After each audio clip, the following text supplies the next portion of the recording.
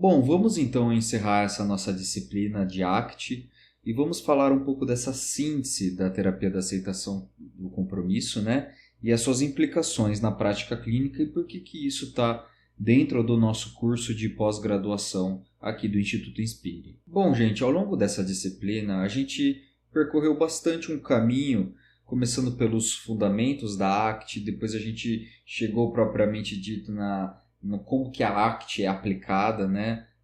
Como que na prática ela funciona.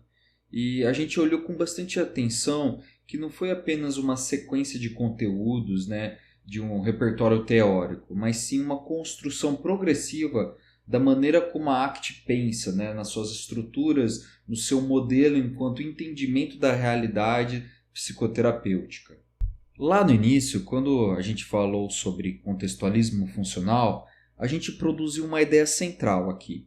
O comportamento ele pode ser entendido, né, compreendido, né, a gente pode ter clareza sobre ele por meio do contexto em que ele acontece.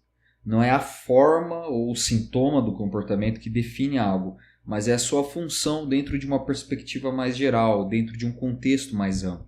Depois a gente avançou bastante sobre uma perspectiva behaviorista, né, e suas diferentes ondas, entendendo até quais são, vamos dizer, as matrizes epistemológicas do que foi hoje criada a terapia da aceitação e compromisso, né, no sentido de entender quais são as suas origens. Entender que tudo foi se transformando ao longo do tempo, né? Esses modelos de linguagem, esses modelos científicos, esses modelos cognitivos e também o entendimento sobre essas experiências subjetivas do ser humano. Então, se aprofundando mais, a gente falou bastante sobre as teorias das molduras relacionais, aprofundando ainda mais essa compreensão do entendimento dessa análise do comportamento, entendendo como a linguagem humana constrói toda essa rede de relações, de significados interdependentes que estão intimamente ligados com a construção e do aparecimento ou desaparecimento do sofrimento psicológico. E foi muito importante também trazer a psicologia budista, porque por meio dela a gente consegue abrir um outro nível de perspectiva, uma leitura muito mais aprofundada da experiência baseada na observação direta. E isso tudo, né, seja a psicologia cognitiva, seja a psicologia budista, dialoga profundamente com ideias centrais dos processos psicológicos trazidos pela ACT, como, por exemplo, a aceitação, a impermanência, o self como contexto, o self interdependente, e a mudança em relação a como que se sente, né? E quando a gente também entrou na dimensão do DSM e do modelo de diagnósticos, a gente conseguiu, por meio dessa disciplina, entender e situar a ACT dentro de um cenário mais amplo do movimento psicológico contemporâneo, entendendo quais são seus limites, seus objetivos, suas utilidades e também as suas restrições e dificuldades no sentido de ampliação para todos os tipos de casos. Então, toda essa rede de entendimento complexo da natureza dos casos, da natureza do diagnóstico, das psicopatologias, ajudou a gente a ampliar as potencialidades terapêuticas, mas também entender as suas próprias restrições e limitações de como a ACT pode ajudar nesses casos. E é justamente a partir daí que a gente começou a entrar nos processos centrais da terapia da aceitação e compromisso, né? Por exemplo, a flexibilidade psicológica aparece no núcleo desse modelo teórico como um modelo de intervenção psicoterapêutica, enquanto que a inflexibilidade passa a ser compreendida como aspecto central da construção, né, da criação do sofrimento secundário, como a gente trouxe também em uma das aulas. E assim também a gente avançou, explorando um pouco mais aspectos desses processos psicológicos, como o controle, a evitação, percebendo como que essas tentativas existem para eliminar essas experiências internas que, na verdade, paradoxalmente, acabam ampliando mais o sofrimento. Quanto maior é o nível de controle, né, de vontade de resolver, maior é o nível de evitação, maior é o nível de evitação, maior é o nível de sofrimento. Então, assim por diante, criando uma rede em cadeia desses processos da construção do sofrimento.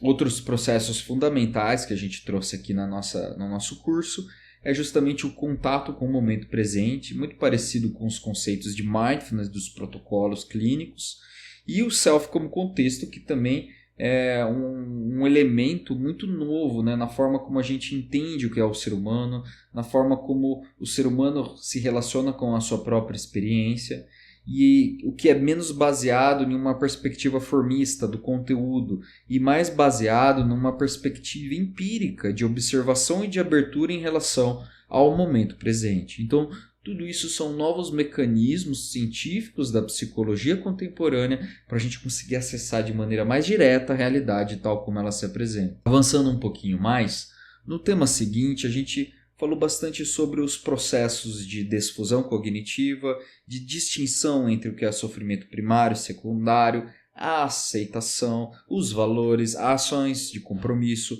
todos esses processos psicológicos, todos interconectados com o núcleo da flexibilidade psicológica, com o principal objetivo para a diminuição do sofrimento humano. Então, tudo isso está interconectado com toda essa rede de entendimento de como seria uma intervenção clínica baseada em ACT. E é justamente nesse ponto que começa a ficar claro que a ACT não está tentando eliminar o sofrimento, está tentando eliminar a dor, tirar a dor da existência, mas ajudar a pessoa a viver com uma maneira mais alinhada com aquilo que importa, com mais presença, com mais consciência, com mais capacidade e ferramentas para conseguir lidar com todos esses elementos, sejam dos conteúdos internos ou externos do ser humano. E quando chegamos ao nosso último tema, né, que foi mais aprofundado por mim, né, e não pela professora Júlia, entramos diretamente naquilo que seria a prática clínica e alguns desdobramentos, né, como, por exemplo, as formulações de casos, as metáforas, as matrizes, né, como que é feita uma pesquisa científica, qual que é o objetivo da pesquisa, qual que é o foco da ACT. Então, tudo isso, vamos dizer, são eixos organizacionais de como se entende o sofrimento, como se entende a natureza humana e como se entende, como se ajuda uma pessoa a viver melhor. Então, para a gente finalizar todo esse nosso percurso de ACT, é importante trazer que, por exemplo, a formulação de caso trouxe, né, como um excelente mecanismo de organização do raciocínio clínico baseado em processos.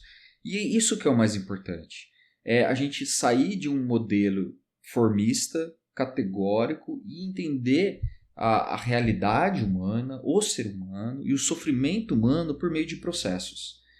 E isso tudo tem também uma dimensão da avaliação, não só da formulação, porque a avaliação, assim como a gente trouxe em uma aula, ela permite a gente ampliar esse olhar para além dos sintomas, integrando diversas potencialidades da psicologia, da ciência psicológica, como, por exemplo, os estudos quantitativos, estudos qualitativos, estudos da subjetividade humana, estudos da linguagem, estudos da neurociência. Então, a ACT, ela, nesse sentido, ela é muito inovadora porque ela consegue abarcar todas essas dimensões que talvez em algum momento, em um outro momento da psicologia, eram contraditórios, eram opostos. Como você consegue falar da relatividade dos aspectos linguísticos e ao mesmo tempo falar da objetividade fisiológica dos processos neuroquímicos? Aqui a ACT consegue fazer uma interseção, né, entre ambas as abordagens e entre as ambas dimensões, né, as múltiplas dimensões que a psicologia pode tomar. E quando a gente falou sobre pesquisa científica baseada em mindfulness, vimos como tudo isso está sustentado conceitualmente, né? Como que isso está sólido, como que isso está coeso, coerente empiricamente. E como que as evidências apontam justamente nessa direção dos processos. Então, é como se a gente estivesse indo para uma nova dimensão, uma nova fronteira da psicologia clínica, da psicoterapia. Algo muito mais interdependente, multifacetado, multifatorial e muito ligada a uma perspectiva dinâmica dos processos e não mais categórica, substancialista. Uma crítica que o budismo já faz desde 2000 anos atrás. Então, quando a gente consegue integrar tudo isso, talvez a principal ideia da ACT é que ela não é um conjunto de técnicas específicas de processos psicológicos, mas, sobretudo, o seu cerne é uma nova forma de compreensão do sofrimento humano, de intervenção, entendendo ele com uma base contextual, funcional e orientada para os valores do paciente. E isso tudo é fantástico, porque ele consegue transformar toda a prática clínica, né? Porque o terapeuta, nessa direção da ACT, ele deixa de ficar buscando ou controlando a experiência do paciente, né? Como se fosse um robozinho, né? Mas ele consegue ajudar o paciente a construir uma nova perspectiva sobre a sua própria experiência e sobre a sua própria vida. E no final das contas, a proposta da ACT do Stephen Hayes ela é muito simples.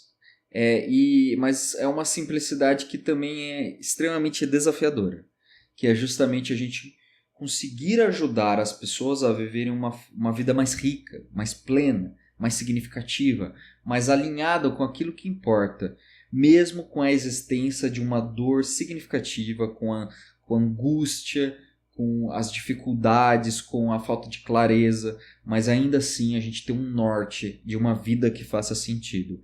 E aceitar essa vida da melhor maneira que pode. Em síntese, para a gente finalizar, então, talvez eu acho que a principal reflexão que fica é que essa é a força desse modelo da terapia da aceitação e compromisso, que é uma força bem parecida com a do budismo, que não é prometer a eliminação do sofrimento, mas sim a gente conseguir ampliar a capacidade de viver com a abertura, com consciência, com direção, plenitude e significado. Essa é a grande beleza desse modelo.